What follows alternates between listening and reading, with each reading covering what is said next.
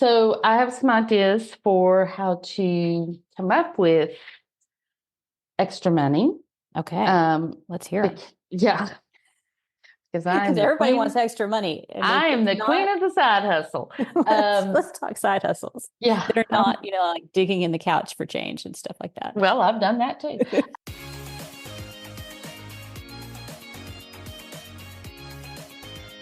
Welcome to the Wish I'd Known Then podcast, where we focus on how authors found success, looking at strategies that have taken them to the top of the bestseller charts, as well as what they've learned from their mistakes.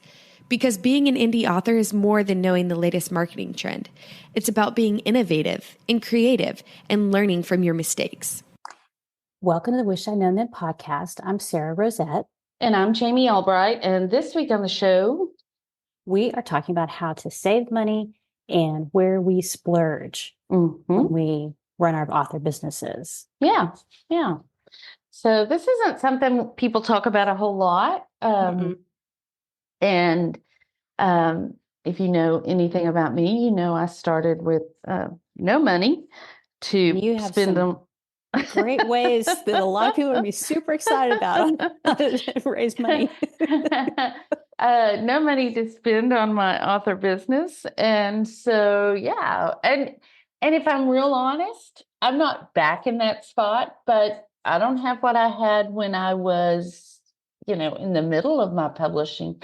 So I'm going to have to make some decisions and cut some corners and get creative now, even.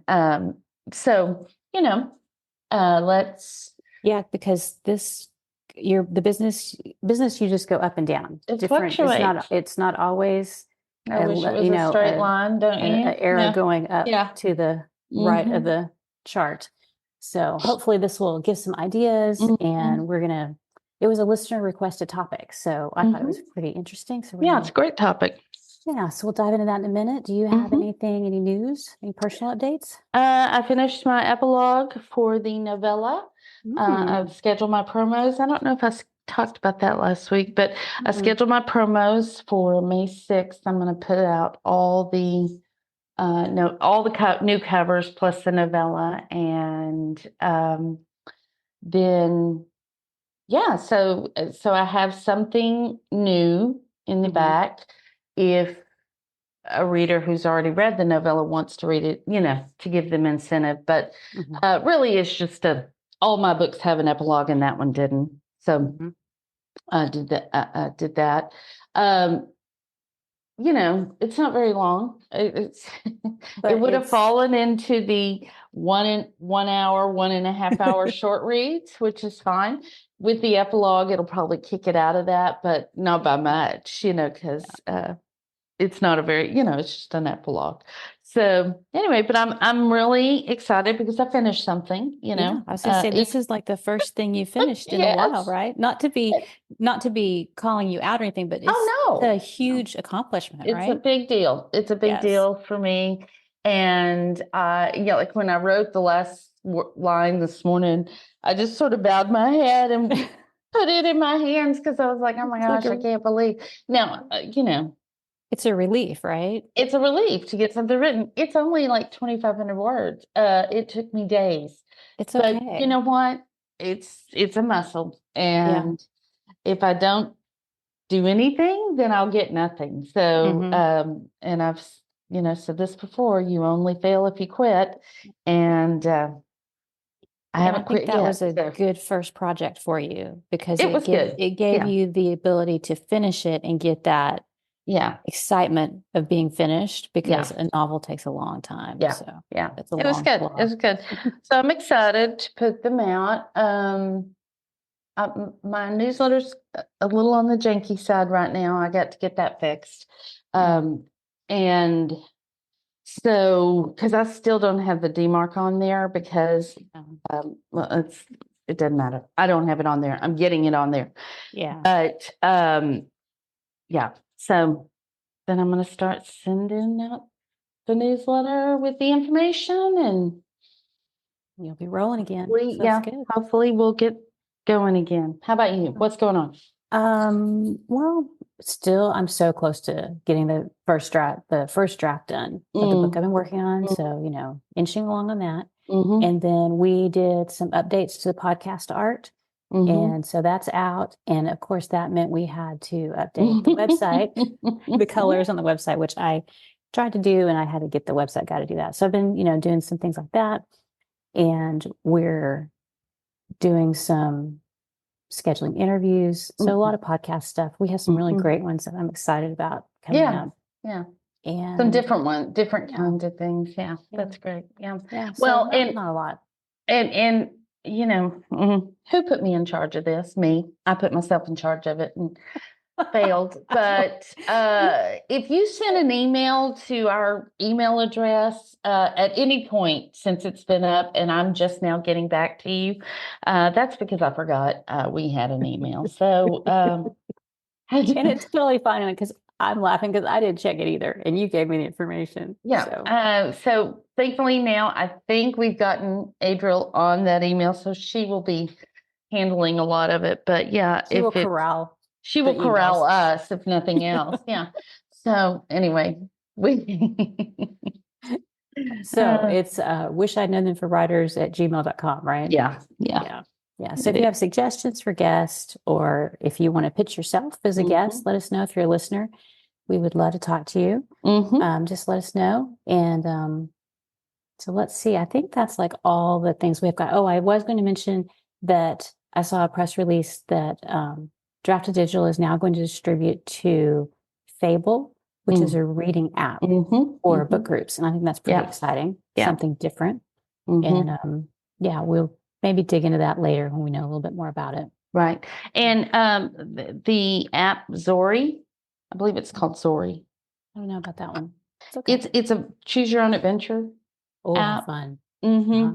It launched this week, and I don't know a ton about it, but when we get more information, we can share it with you. Yeah. Okay, cool. Well, we have one new supporter this week. We have Donna Madden, and she chose the heart as her emoji. So thank you, Donna. Yeah. We appreciate it. Thank you guys for supporting. We say it every week, but we mean it every week too. So we do. You are our most consistent supporters. We appreciate it. And we appreciate it. And anybody who wants to, become a supporter, they get access to the Slack channel and the past supporter episodes. But if you're not able to support us through, financially, then we would love to have a review. Yes. Or for you to tell somebody. We always forget to mention that. But yes, we do. But a review and telling people, that helps so much. But we forget to ask for a review. So if you haven't left us a review. This is our quarterly, maybe biannual ask for a review. Yeah. So anyway, so that's what's going on with us and our supporters. So I guess we should get right into the topic. You ready? Let's do.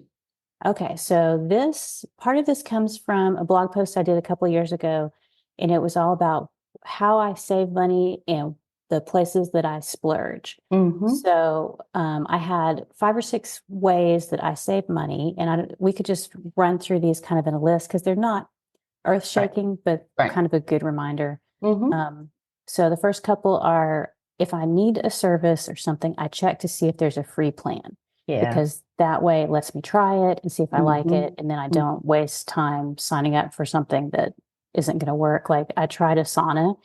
The free plan, I was like, whoa, this is like way more than I need for me as an author. But Trello works great. And both of those have free plans. And sometimes a free plan is all you need. Yeah. And I think in the community, especially if you're in groups or stuff, you hear people saying, I have this, I love it, I can't live without it. And you're like, especially if you're newer, you're like, oh, I have to get that. I have to get it. And you don't have to get it. The free plan will work fine until you decide, that is kind of my rule of thumb on everything. Free plan until that free plan's not working. And then I decide if I want something else. So yeah. And a lot of these apply to like software as service, because so many things now are software as service, and those recurring payments that can really add up. You don't realize it until you really sit down and look at it. So just use the free plan if that's all you need. That's one way to save money. Another way is I look for a one-time payment, like a lifetime deal, or I would rather have that. And one place to find that is AppSumo. They have a lot of great deals where you can pay once and you get the software forever and you don't have to pay again, which is a great deal. Another one-time great deal payment is Vellum, because you pay once and then you can use the software and upgrades are included and everything. So I'm gonna give a little bit of counter to this. I love the fact that when I can paying a one-time fee, because usually you get a discount or whatever. But when you're starting off, and as someone who started off without any extra money, you don't have the $150, or let me do the math. 150. Hold on, let me get the calculator. Yeah, exactly. It's Live easier math, to do that not little our monthly strength. that monthly payment than it is to come up with a lump sum. Right. So that's okay too. And sometimes that can help you, because also if you have a reserve of money and that's all you have, then it's sometimes better to keep some of that cash back until you're making more money. So that's going to be my counter and to that your makes one-time fee. totally makes sense. And the thing about, like, if you can sometimes find deals on AppSumo that maybe it's not the premier software, but it's like a newer version, and they're trying to get clients, and so theirs will be marked down, and you can get it fairly cheap, and it may do almost the same thing. So, but I totally get that you may not have the couple $100, which that could be a big expense. And then the third one is just, will it be on sale later? Waiting for a Black Friday, Cyber Monday deal may be worth it. And then a lot of times there's annual promos for writer type things during Nano, especially because Nano, leads into that Black Friday, Cyber Monday time period. And you can get a lot of writing discounts then. So if you can wait, sometimes it's worth it to wait. Right. It is. I'm, Tug's saying he prefers to spend all the money. And he wants to comment too. Yes, it does. I did this specifically when I was buying my computer. I waited till Black Friday. I really needed a computer. I had one that was working, but it was slow. But I waited a few months to get till Black Friday, because I knew there would be discounts, and there were. Yeah. So, or was it Cyber Monday? One of them. I don't know. But I got a discount on my computer. And so, and that's kind of another thing, is just waiting. Like, just wait. Find out that you don't need something that you thought may not need it. You probably need. And computer you need, but just wait. Just wait and see. You don't have to have everything right now. Yeah. And then the fourth one was, can I get a discount through an organization or group that I belong to? So like Alliance of Independent Authors, the different writers groups that are out there for different genres, NINC, and also now a lot of classes and courses have discounts associated with them. So like if you sign up for so-and-so's course, you may be able to get a code that will get you something % off, or uploads, just different things. So just check around for that. And also podcasts will give you a discount, a lot of times if they have a guest on and stuff. And like Jamie gives a discount to listeners for her branding. Well, for all my consulting, but yeah. So don't forget about that. And then the last one I always try and look for is, do they have an annual plan? And so you'll get a little bit of a price break. Like if you decide, okay, I really do need this software. There's no sales. I can't wait until Black Friday. Maybe it's smarter to sign up for the annual plan, but only if you have that, and it's not going to make you cash strapped, like you were saying earlier. Yeah, because I got these mixed up, but yeah. But yeah, it's kind of the same principle. Right. I mean, those are ways that I've saved, that I've saved money too. I think that when I said wait, I mean, that's a big one. And I think we really, I mean, especially if you're new and you're just like, you know, you're wanting to take the ads class or you're wanting to take this or what, just wait until you've gotten your book done before you put it out if you want to, but you can wait until after. Like nothing is crucial except writing the book and getting it done. Yeah. That's If that's the crucial. point you're at, finish the book. Definitely finish the book.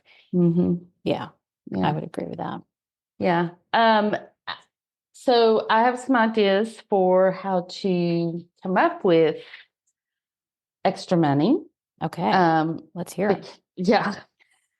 Because everybody wants extra money. I am the queen of the side hustle. Let's talk side hustles. Yeah. That are not, like digging in the couch for change and stuff like that. Well, I've done that too.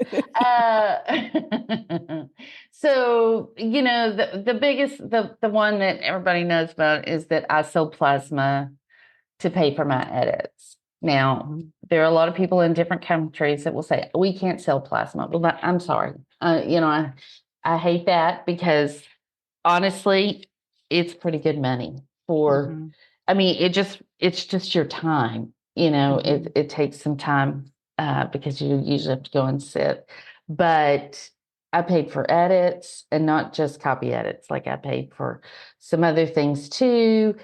And I sold plasma for probably 3 months and I went twice a week. And so, I mean, was it fun? No. I mean, not necessarily. Did it kill me? No. I met a lot of interesting people. And so, especially if you have a place that's convenient to you and you're not, even though I drove out of my way to do it because there weren't that many places at the time. But it was a good place for me to do it. And it required nothing from me except my time. My time. That was it. And see, not everybody's going to be able to do that. No. But Health, I think it's medication, whatever. Yeah, it's a creative way. You're thinking outside the box. And I don't know, I would have ever thought of that. I had kids in college and they were doing it. Okay. So there you go. So check with other people to see what they're doing to raise money. I probably wouldn't have thought of it either. But my kids were doing it because they had heard about it from their friends, and I was like, well, dang. I could do that too, right? I could do that too. And so there's that. You can pick up like a pet sitting job, pet walking job, especially if you walk every day and you've got some neighbors that kind of are elderly but have pets. I mean, you're going out anyway. There's all kinds of things online, transcription and all of that you can do, those side hustles that you see. I wouldn't do anything that's going to require just like a ton of time. You probably already got a full-time job, plus you're trying to write. You don't want something else. But I did that. I stopped eating out during the week. Or really anytime. Especially by myself, or me with friends. If we went out, it was Chris and myself. And so, you just stop eating out and you put that money towards your book fund. Drink your coffee at home. Yeah, that's what I was going to say, coffee. Don't buy your coffee. That's $5.50 a day if you get a vente latte. I know. And that adds up. I mean, here's, the thing is that I hate it when people say, I can't afford this or I can't afford that.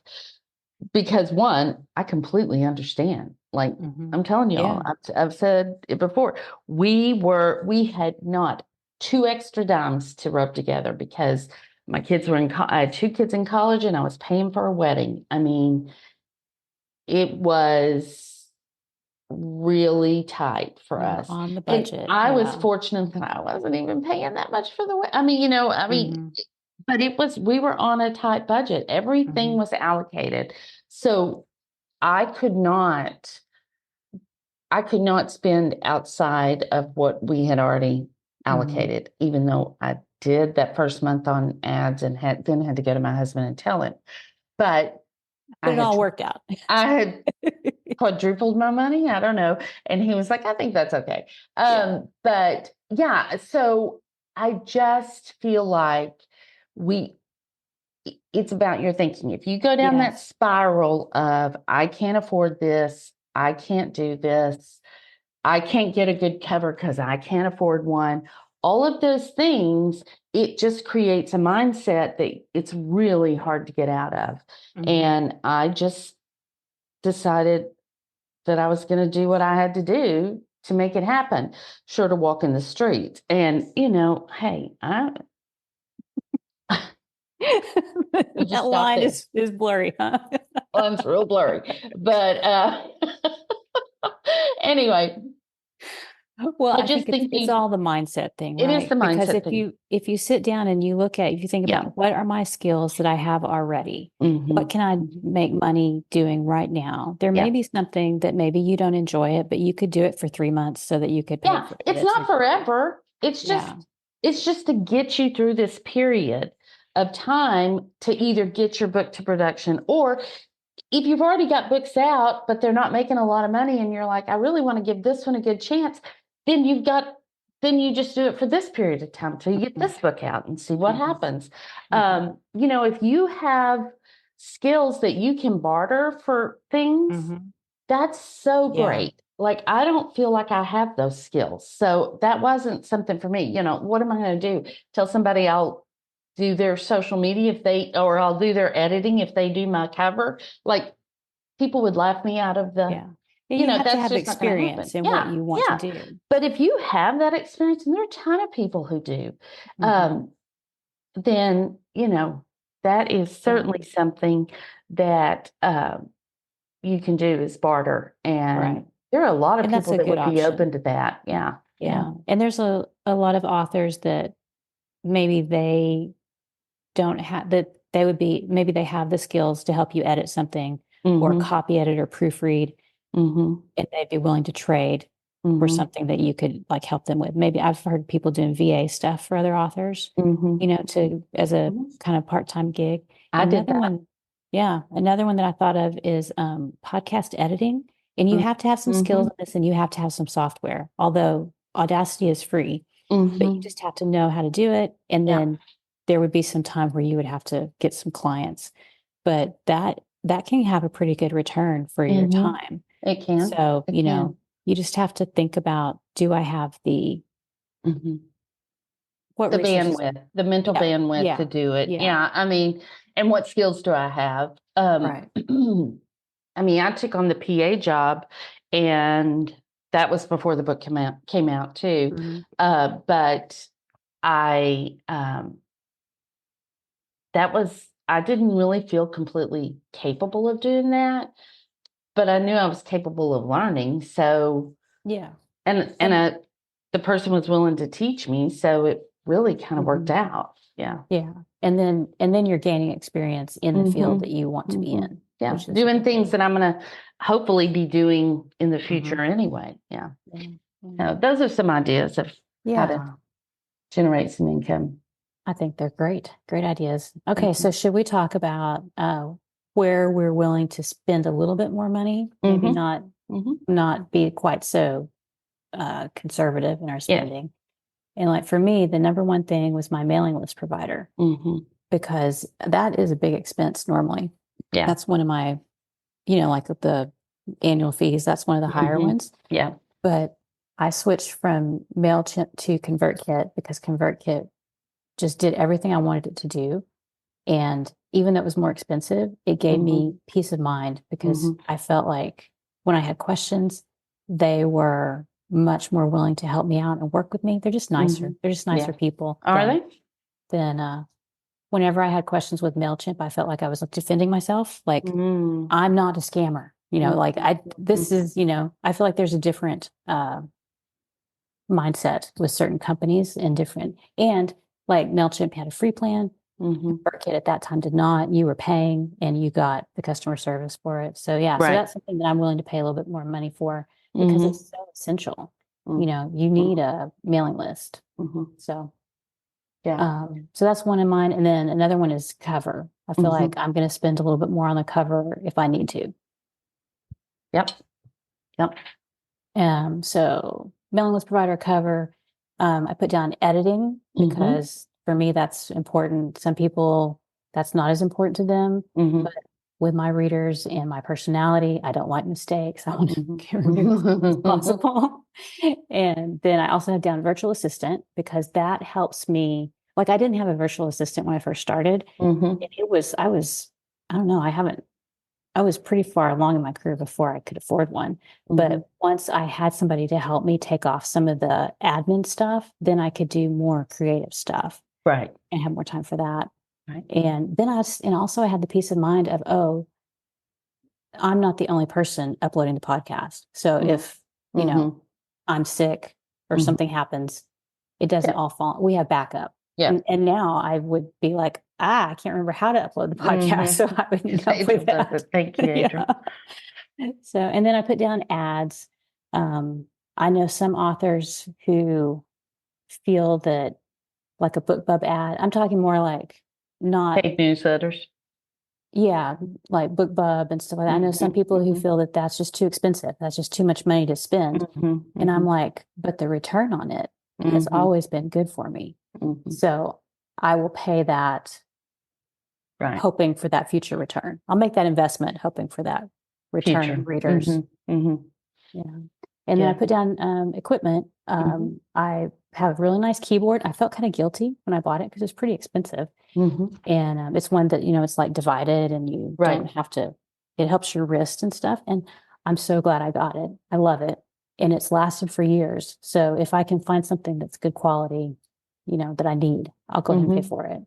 Did you have to learn new key placement? Yes. And I think I remember that. Pain. Yeah, it was a pain. It was like the worst week of my life, in my writing life, because the return and the enter were in slightly different places. And I think I can't remember which one it was, but it was like, how sometimes I'll end something with a smiley face, the shortcut.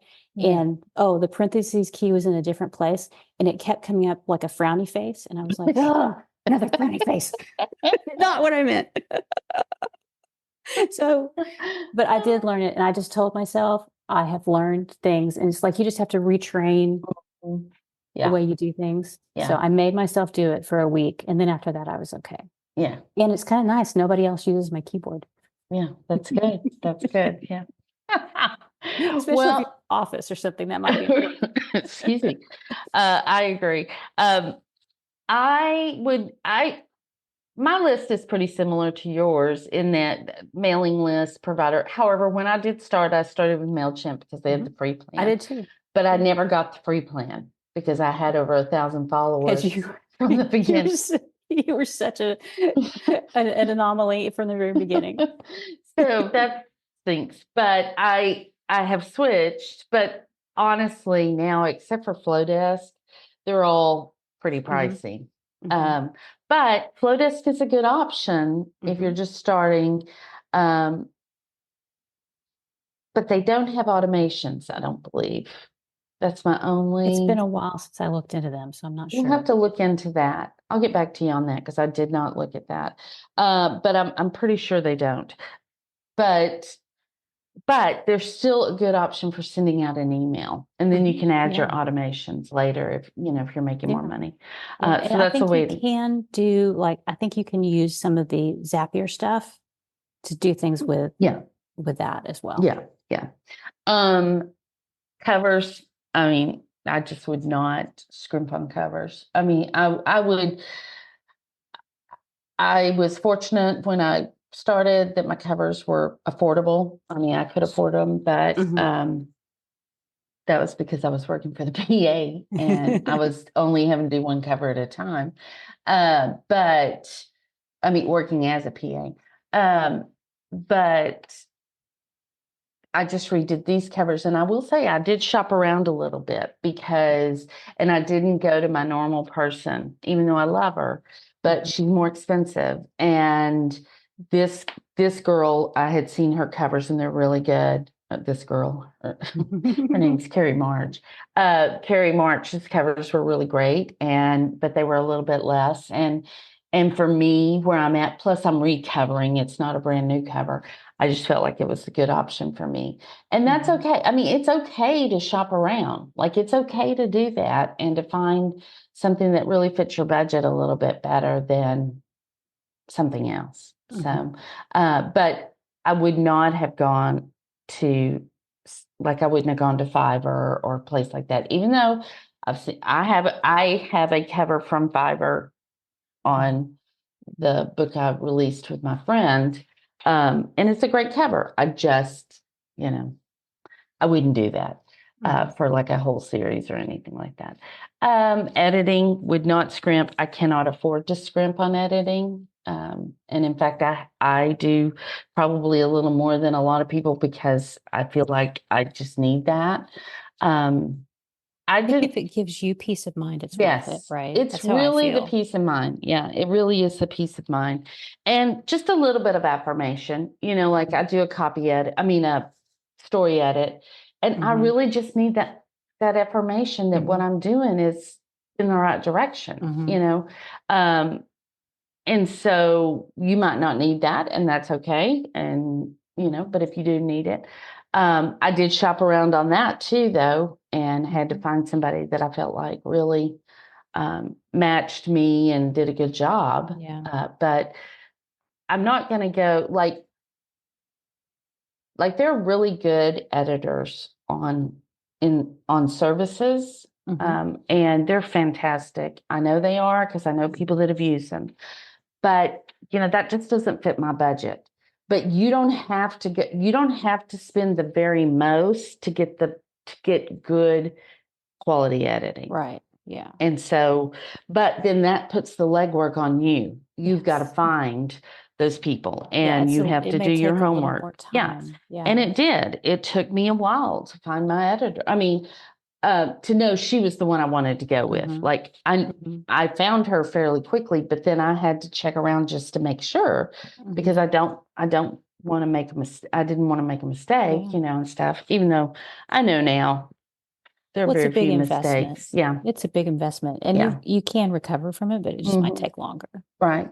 Virtual assistant, I don't have one full time. I use one on a project by project basis, and I only started that a few years ago. So for me, that was it's not worth a full-time splurge, but it is worth it for me on a project to have somebody help me get stuff done. I definitely paid newsletters. I mean, back in the day, I would have paid for a BookBub in a heartbeat. Now I don't know, because for romance, I've just heard that the return isn't as great as it was. Yeah, as it was. But for any of the other paid newsletters that are less expensive, I would definitely make that a priority in my marketing because they work. They just work. And so and the cost is not such that it will break the bank. Right. If you plan, and then equipment, my equipment, like my computer, I got a Mac, and I wanted a Mac, and so I splurged on that and would do it again. I love that. First of all, I love that I can run Vellum. I just love it. I love how everything's connected, and I've learned how to use it now, and I don't want to learn how to use anything else. So there you go. And then the other thing is conferences, but selectively. Like I will splurge on a conference or take some money that, I've earned or whatever and put it back towards a conference, because I just feel like it's investing in my business. It's investing in the networking that I think is so important, and stuff like that. So those are the things. I agree with that too, because I think when you meet somebody in person, no matter how many Zoom calls you've done or how many times you've emailed, when you meet them in person, it's just different. You have a different connection, and that's a great way to find out if you want to work with somebody more or not. And Yeah, I would agree with that, especially if you can find some that are close to you. That if they're in driving distance, you can save so much money by not having to fly and share a room. And, there's ways to do a conference that's,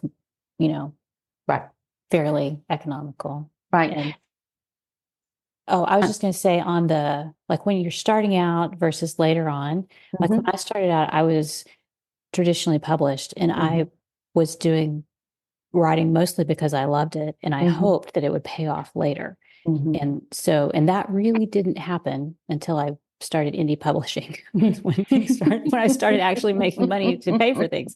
So if you have a spouse that's supportive and you can just do this kind of as your long time side hustle, I think that's the mind frame I had, was like, I'm not going to make money from this. Yeah.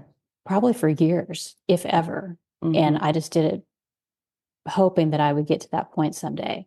Yeah. So, once you can kind of see some income coming in, then you can do some of these other maybe splurges.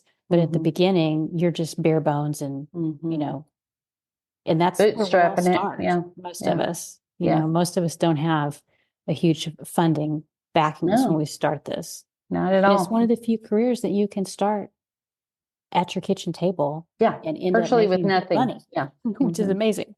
Yeah, I know. Well, and Vellum is another splurge for me that I chose to do. And here's something else.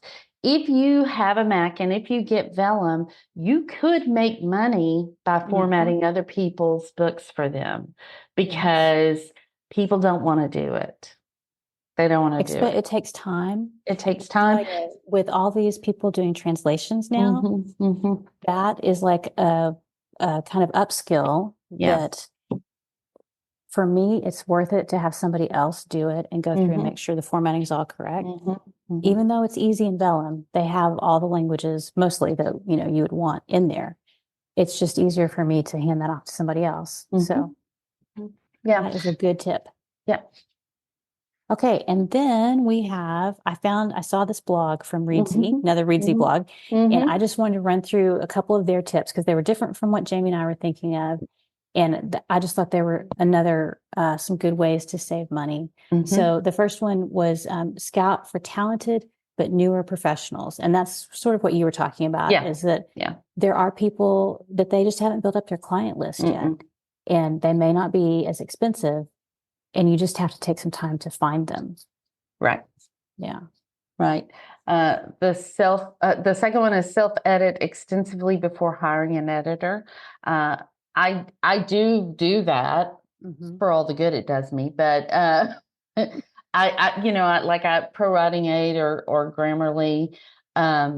Those are services that might work better for you, because it they can cut down on the amount of editing your editor has to do. You get it in as good a shape as you possibly can before you send it off, and hopefully it saves you money in the long run. Hope for the best. Yeah.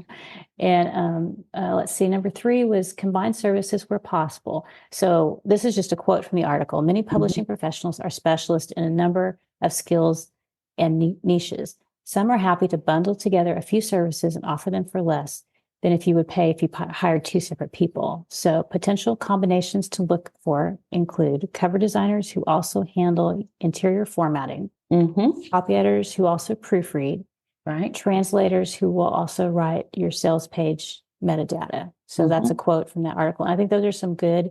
Yeah, that's fantastic. The only one I would be cautious on is a copy editor who also proofreads. I think sometimes it's good to have 2 different people. I do too. 2 different sets of eyes. Yeah. I agree with that. The next one that they have is request a cover design based on stock imagery.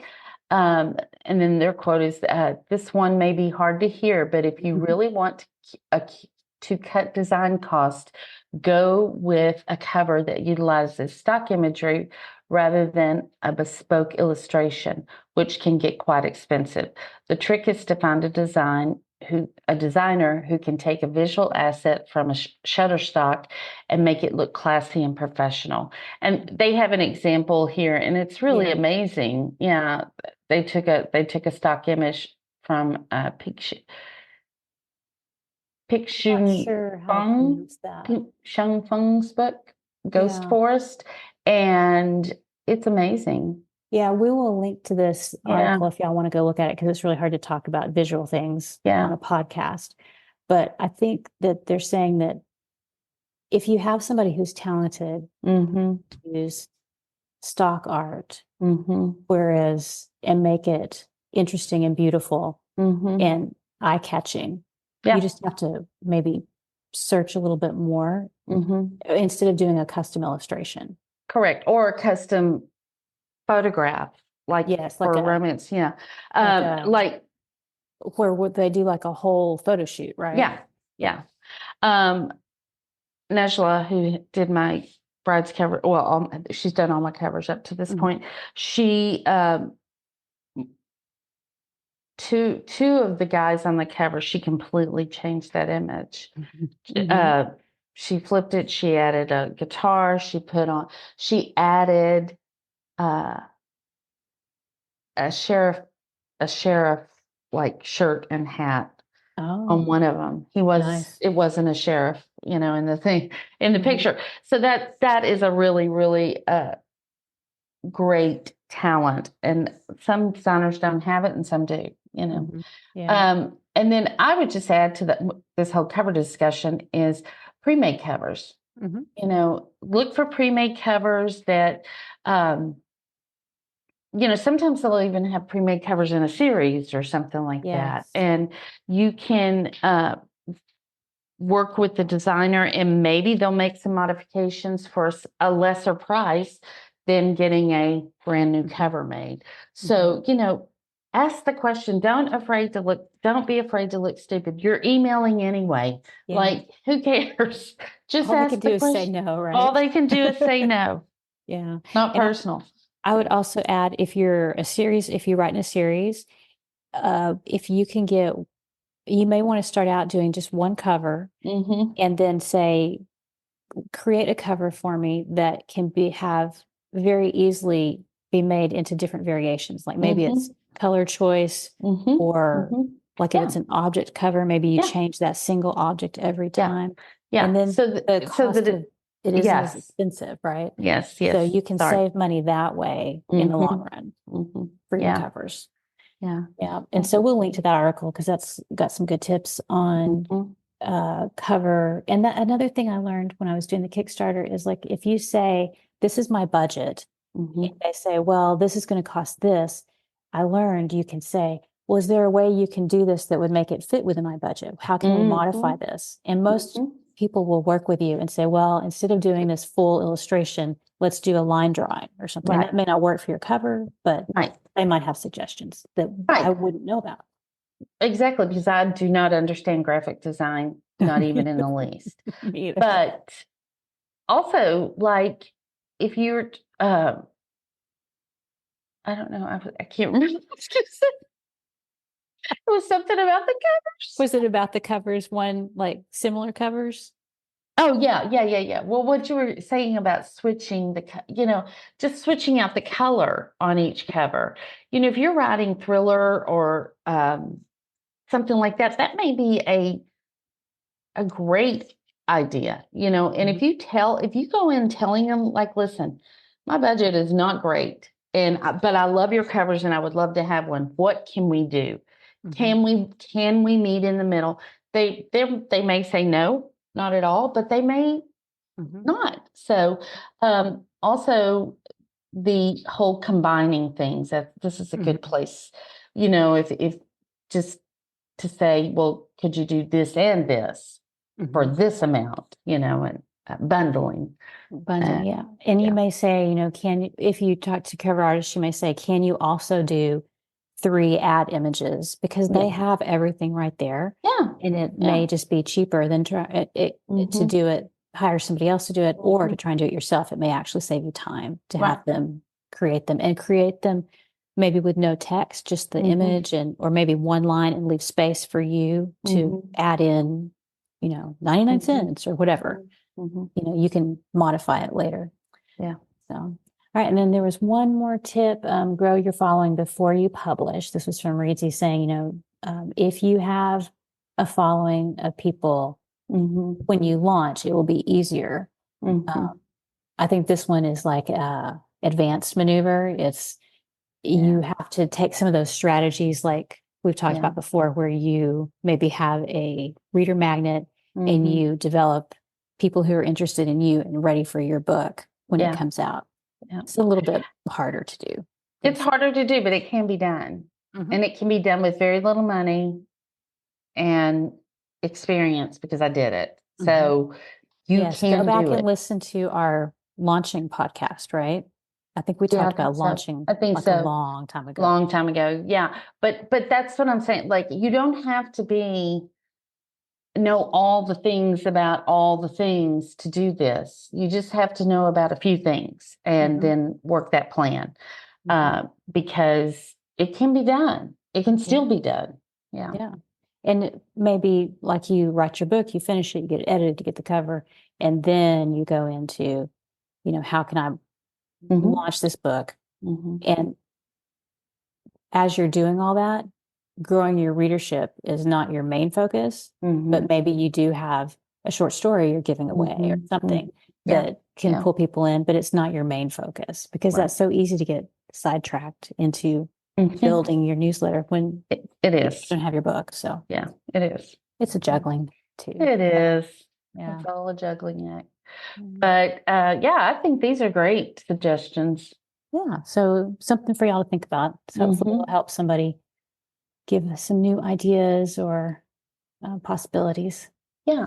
And if you have any questions about these or any suggestions, put them in the Facebook group or the Slack group. We'd love to see them. Because I'm still looking for ways to save money. We all want to save money, right? We're always looking for a good deal. Yep. I'm a bargain shopper. I want to know. All right. So the links for all this will be in the show notes, and those will be at wishidknownthenpodcast.com. And thanks to Alexa Larberg for editing and producing the podcast, and to Adriel Wiggins for doing the admin. See everybody next week. Bye. Thanks for listening to the Wish I'd Known Then podcast. We hope this episode inspired you, empowered you, and made you laugh a little bit too. If you loved it, tell your friends about it. And if you feel so inclined, leave us a review. We look forward to being with you again next week.